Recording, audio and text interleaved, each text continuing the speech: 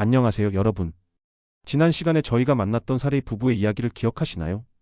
자녀 뒷바라지에 모든 것을 바치고 남은 것은 살고 계신 소규모 아파트 한 채뿐이었죠. 부족한 생활비로 인해 자녀들에게 혹시라도 짐이 될까 걱정하시던 그분들께 저는 주택연금을 활용하시라고 조언해드렸습니다. 그런데 방송이 나간 후 많은 분들이 의문을 제기해 주셨습니다. 전문가님, 주택연금은 찬반 논란이 심하던데요. 과연 서민들에게 정말 도움이 되는 건가요? 내 집을 담보로 연금을 받는 게 맞나요? 자식에게 물려줄 유산이 사라지는 거 아닌가요? 맞습니다. 주택연금은 그 취지는 좋지만 여전히 뜨거운 논쟁의 대상입니다. 오늘은 그 논쟁의 한가운데로 들어가 이 제도가 왜 만들어졌고 어떤 장점과 단점이 있으며 과연 사례 이 부부처럼 평범한 서민들에게 진정으로 도움이 되는 제도인지 전문가의 시각에서 솔직하게 분석해드리겠습니다. 첫째, 주택연금 왜 만들어졌을까요? 제도의 취지 말이에요. 여러분, 주택연금을 한마디로 정의하면 바로 집을 평생 월급 통장으로 만드는 제도입니다. 이 제도는 왜 필요하게 되었을까요? 우리나라의 노인 빈곤율은 OECD 국가 중 최상위권에 속합니다.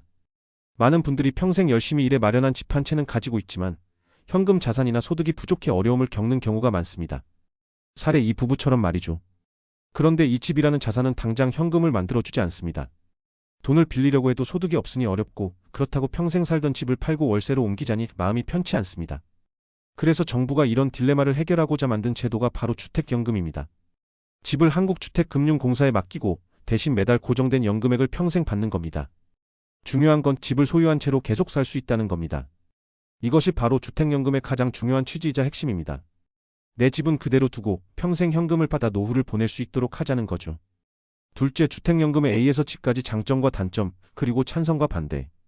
주택연금을 둘러싼 찬반 논쟁은 사실 이 제도의 장점과 단점을 명확하게 보여줍니다.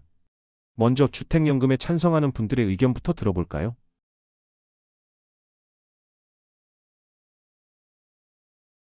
첫째, 평생 보장이라는 압도적인 안정성입니다. 주택연금은 가입자가 사망할 때까지 평생 매달 정해진 연금을 받을 수 있도록 보장합니다. 집값이 떨어져도 심지어 가입자가 100세, 120세까지 살아도 연금액은 변하지 않습니다. 이 안정성 덕분에 많은 노인들이 언제 돈이 떨어질지 모른다는 불안감에서 벗어날 수 있습니다. 둘째, 내 집을 지킬 수 있다는 점입니다. 주택연금에 가입해도 집 소유권은 가입자에게 그대로 남아 있습니다. 평생을 살아온 내 집, 정든 동네에서 계속 살아갈 수 있다는 건 단순한 경제적 가치를 넘어선 심리적 안정감을 줍니다. 셋째, 부채를 해결할 수 있다는 점입니다. 혹시라도 주택담보대출이 남아있는 경우 주택연금 일시인출 제도를 활용해 남은 빚을 갚을 수 있습니다.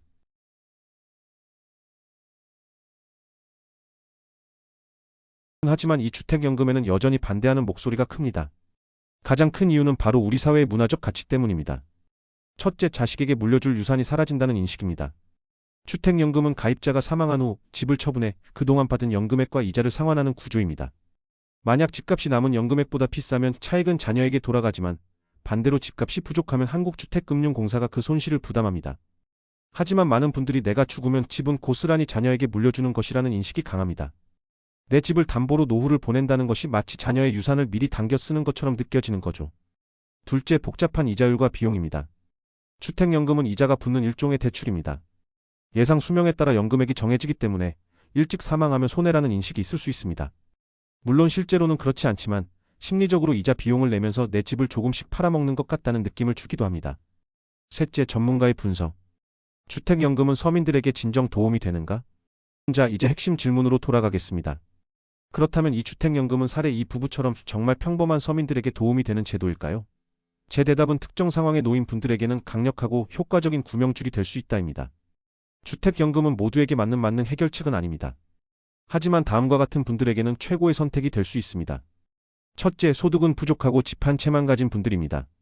사례 이 부부처럼 자녀에게 모든 것을 베풀어 더 이상 물려줄 자산이 없는 경우 유일한 자산인 집을 활용해 현금 흐름을 만드는 것만큼 현실적인 대안은 없습니다. 둘째, 자녀에게 이미 충분히 베풀었고 이제는 나의 존엄한 노후를 최우선으로 생각하는 분들입니다. 자식에게 짐이 될까봐 걱정하는 것보다 내 스스로 노후를 책임지는 모습을 보여주는 것이 오히려 자식에게 더 큰 감동과 힘을 줄 수 있습니다.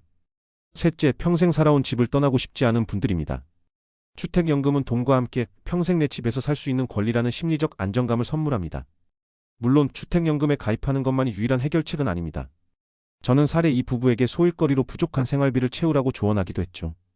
하지만 주택연금은 그 어떤 부수입보다도 크고 안정적인 현금 흐름을 평생 보장한다는 점에서 비교할 수 없는 장점을 가지고 있습니다.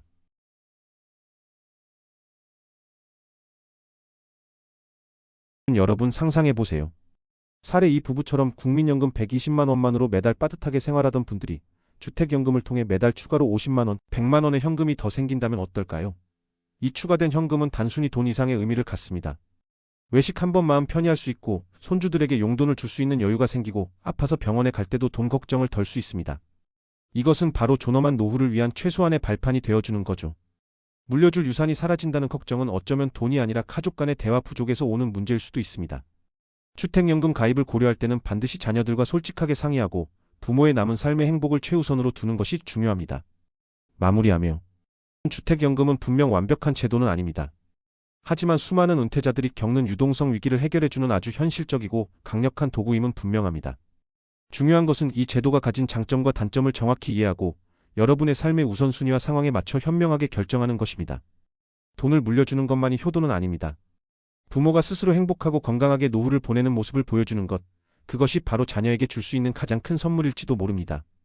오늘 내용이 주택연금을 고민하는 많은 분들에게 현명한 길잡이가 되기를 바랍니다. 감사합니다.